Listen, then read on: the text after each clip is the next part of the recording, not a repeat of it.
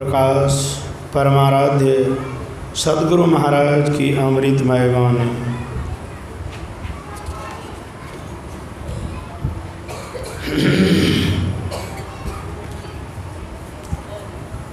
अपनी शुभ गति के लिए ईश्वर का भजन ही सर्वश्रेष्ठ है।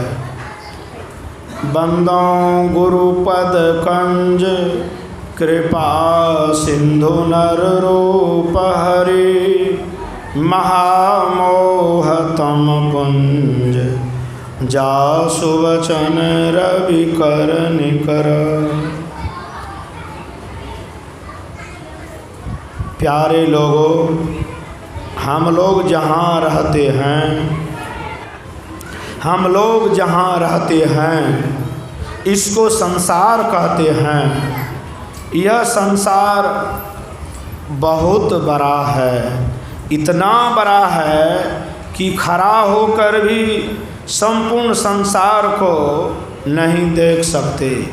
ऊपर नीचे कहीं भी संसार खत्म नहीं होता है। देखने में यह संसार सागर है। इस बहुत बड़ी दुनिया में, विराट रचना में हम लोग पड़े हुए हैं। हम देह में आए हैं और देह संसार में रहती है। इस देह में रहकर छोटी उम्र का, कुछ बड़ी उम्र का, जवानी उम्र का, अधेड़ उम्र का और बुढ़ापे का भोग भोगते हैं। फिर एक दिन शरीर को छोड़कर चले जाते हैं, लेकिन संसार में ही रहते हैं। जो सूक्ष्म संसार है, फिर वहाँ का भोग भोग कर पुनः इस संसार में आते हैं। कितनी बार आए और कितनी बार गए ठिकाना नहीं।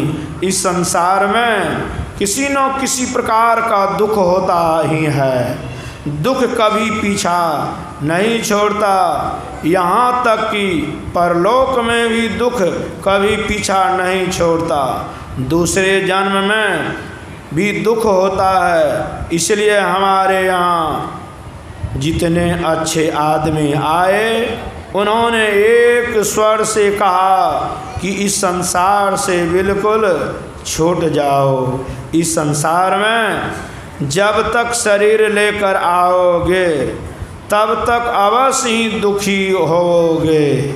इसलिए इस संसार सागर को तरने के लिए सभी महापुरुषों ने कहा, ईश्वर भजन करके संसार सागर से तरना होगा।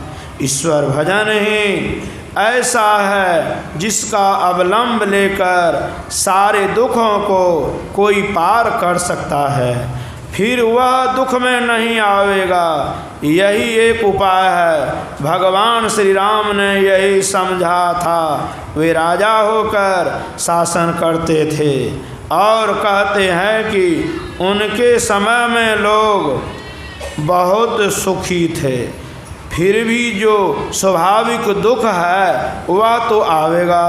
स्वयं उनको भी स्वाभाविक दुख आया और उनको भी भोगना पड़ा। दैहिक ताप, शरीर में से जो रोग उत्पन्न होते हैं, दैविक ताप अकस्मात होता है। जैसे गाछ से गिर जाना या फिसल कर गिर गए, हड्डी टूट गई आदि। भौतिक ताप, प्राणियों द्वारा जो कष्ट प्राप्त हो, जैसे बिच्छू का डंक या सर्प का दंश आदि, ये तीनों होते ही रहते हैं। एक आदमी ने सीता जी के प्रति घृणा भाव का कुछ शब्द कहा था। गोस्वामी तुलसीदास जी ने रामायण में लिखा है, सिए निंदक अघ ओघ नसाए, लोक विशोक बनाए बसाए। भगवान राम को दुख हुआ, हमारी प्रजा सीता जी से प्रसन्न नहीं है। उन्होंने सीता जी को छोड़ दिया। सीता जी वन में चली गई। यह सीता जी के लिए दैविक ताप हुआ। इन तापों से छूटने का उपाय करो। यही संतों का उपदेश है। बिना ईश्वर भजन के इन त्रैतापों से छूट नहीं सकते। भगवान श्री राम ने इसको समझा कि प्रजा को जितना सुख मिलना चाहिए मिल रहा है, किंतु शरीर छोड़ने के बाद भी प्रजा सुखी रहे। इसलिए उन्होंने सब लोगों को बुलाकर सभा की ओर यह शिक्षा दी। बड़े भाग मानुष तन पावा, सुर दुर्लभ सब ग्रंथ ही गावा। साधन धाम मोक्ष कर द्वारा, पाए न जय परलोक सवारा। सो परत्र दुख पावै, सिर धोने धोने पछताए। काल ही कर्म ही ईश्वर ही मिथ्या दोष लगाए। यही तन कर फल विषय न भाई। स्वर्ग स्वल्प अंत दुखदाई। नर तनु पाई विषय मन देहि। पलटी सुधाते सठ विष लेहि। ताहि कबहु भल कहि न कोई। गुंजाग्राए परस मन खोए। आकर चारे लक्ष 84 जोनि भ्रमतया जीव अविनाशी। फिरत सदा माया कर प्रेरा। काल कर्म स्वभाव गुण घेरा। कबहुक करि करुणा नर देहि। देते बिनु है तो सनेहि। नर तन पभाव हृद काबेरो। सन्मुख मारुत अनुग्रह मेरो। कर्णधार सद गुरु दृढ़ नावा। दुर्लभ साज सुलभ करि पावा। जो न तरय भव सागर। नर समाज यश पाय। सो कृत निंदक मंद मते। आत्म हन गति जाय। किसी भी जाति के शरीर में हो, छोटे बड़े की बात नहीं। श्री राम सबरी के यहाँ जाते हैं। वहाँ और भी बड़े बड़े तपस्वी लोग थे, लेकिन उन सबों के यहाँ नहीं गए। वशिष्ठ मुनि ने निषाद को अपने हृदय से लगाया। भगवान श्री राम ने सबरी के जूठे बैर खाए, यह प्रसिद्ध है। भगवान श्री कृष्ण विदुर जी के घर पहुँचे। विदुर जी घर पर नहीं थे। उनकी पत्नी ने प्रेम पूर्वक भगवान को केला खिलाया, यह भी लोग जानते ही हैं।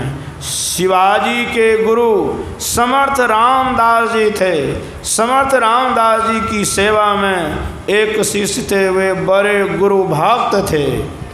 समर्थ रामदास जी भोजन करने के बाद पान खाते थे। दांत नहीं रहने के कारण वे पान को चबा नहीं पाते थे, इसलिए उनके शिष्य पान को कूट कर देते थे। जिस पात्र में पान कूटा जाता था, उस पात्र को समर्थ रामदास के अन्य शिष्यों ने छिपा दिया।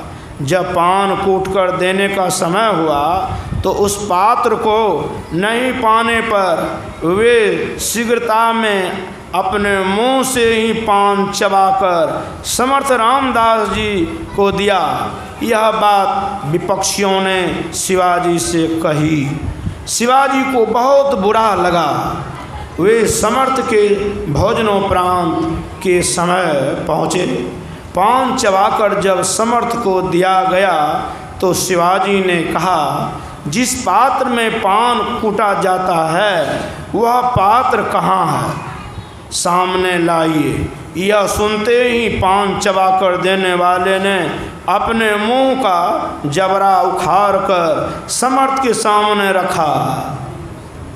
यह देखकर सभी आश्चर्य में पड़ गए। उस शिष्य की ऐसी भक्ति थी कि उनका चबाया पान भी समर्थ रामदास जी खा गए। ईश्वर का भजन मनुष्य शरीर में होता है। मनुष्य देह ऐसी है कि यदि आखिरी में भी इसका ख्याल हो जाए और मरने के समय में ईश्वर का ख्याल लेते हुए मरता है तो उसका बड़ा कल्याण होता है। किंतु यह कैसे हो सकता है? जिसने जीवन भर इसके लिए कोशिश की है, मरने के समय उसी को वैसा ख्याल हो सकता है। जिनको यह बोध हो गया है कि अब इस शरीर से कुछ काम नहीं होगा, तो उनको यदि ऐसा चिंतन हो कि ईश्वर मुझे मिले, उनका ठीक ठीक भजन करूं, इस प्रकार जो ख्याल लेकर मरता है तो उसका अगला जन्म बहुत सुंदर होगा। बचपन से ही वह भक्ति करने लग जाएगा। उपनिषद में आया है कि मरने के समय चित्त में जो जो भावनाएं जीव करता है वही वही वह होता है। यही जन्म का कारण है। श्रीमद्भागवत गीता में भी आया है, यम यम वापि अस्मरण भावम त्यजन्ते कलेवरम तम तमेवेति कौन्त्यः सदा भावाति भावा। हे अर्थात मनुष्य अंत काल में जिस जिस भाव को स्मरण करता है उसको ही प्राप्त होता है, क्योंकि सदा जिस भाव का चिंतन करता है अंत काल में भी प्रायः उसी का स्मरण होता है। जिनको शरीर से कुछ काम नहीं हो सकता उनको बेकार सांसारिक वस्तुओं की चिंता नहीं करनी चाहिए, क्योंकि उस चिंता से तो कुछ होता नहीं है। तब फिर बेकार सांसारिक चिंता से क्या लाभ। ईश्वर के नाम को मन ही मन जपते रहो, इसको मन में घुमाते रहो। जिनको ईश्वर संबंधी जो शब्द प्रिय हो उसको जपो, चाहे राम, चाहे शिव, चाहे कृष्ण। जो ईश्वरवाचक शब्द हो उसको जपो। अपने को शुभ गति में ले जाने का यही उपाय है। अपने को अपने से शुभ गति में ले जाना होता है। यदि शरीर छोड़ने के बाद कोई कुछ क्रिया उनकी शुभ गति के लिए करते हैं तो उसके लिए मैं उसे निषेधात्मक नहीं कहता। यदि दूसरे के किए से कुछ ऊपर उठ गए और यदि अपना भी कुछ करके ऊपर उठ जाएं तो कितना अच्छा हो। अपनी शुभ गति के लिए ईश्वर का भजन ही सर्वश्रेष्ठ है। जो जीवन में भक्ति पूरा नहीं कर सका और मरते समय उसका वैसा ख्याल हो जाए कि भक्ति पूरी नहीं हो सकी तो दूसरे जन्म में ईश्वर भक्ति की भावना से प्रेरित होकर वह भक्ति करेगा। मरता शरीर है और भावना मन में होती है। मन सूक्ष्म शरीर के साथ जाता है, इसलिए उसका जो दूसरा जन्म होगा उस शरीर में उसका वह मन मदद करेगा और वह भजन करेगा। सभी को ईश्वर का भजन करना चाहिए, चाहे खेती करो, चाहे विद्या अध्ययन करो, चाहे कोई काम करो, थोड़ा थोड़ा सभी ईश्वर का भजन करो। तन काम में मन राम में, सभी कोई ईश्वर का स्मरण करते काम करो। गीता में भगवान श्री कृष्ण ने फलास त्याग करने कहा, कर्म करके जिसको ईश्वर में अर्पण कर दो।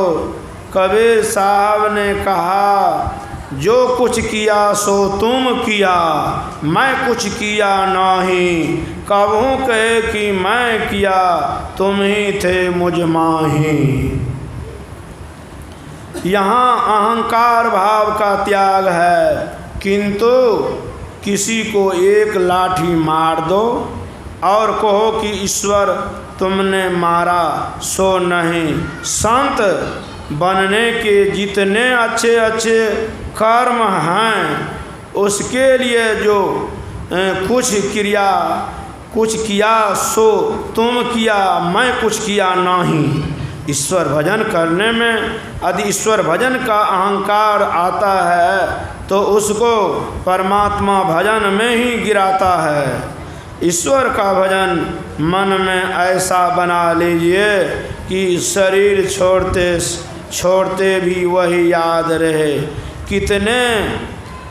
कितने रोगी हो, कितने वृद्ध हों, यदि उनका मन फिर जाए और ईश्वर का भजन करते करते शरीर छोड़ें तो उनकी वह गति होगी जो श्राद्ध क्रिया से नहीं हो सकती।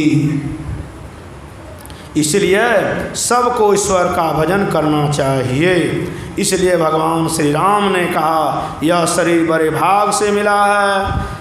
संक्षेप में भगवान श्री राम ने समझाया कि यह शरीर विषय भोग के लिए नहीं है, स्वर्ग का सुख भी थोड़ा ही है और अंत में दुख है। यह मनो शरीर नाव है, ईश्वर की कृपा अनुकूल वायु है, गुरु कर्णधार हैं, मनो शरीर है ही ईश्वर की कृपा भी प्राप्त है, बाकी सद्गुरु बच जाते हैं। खोजने पर सद्गुरु भी मिल जाते हैं। सद्गुरु मिलने पर भी यदि उनके अनुकूल नहीं चलिए तो नाव पार नहीं लग सकती। इसलिए संसार से पार होने के लिए ये तीन चीज़ें हैं, ये तीनों चीज़ें भव सागर पार करने के लिए सबसे सरल है।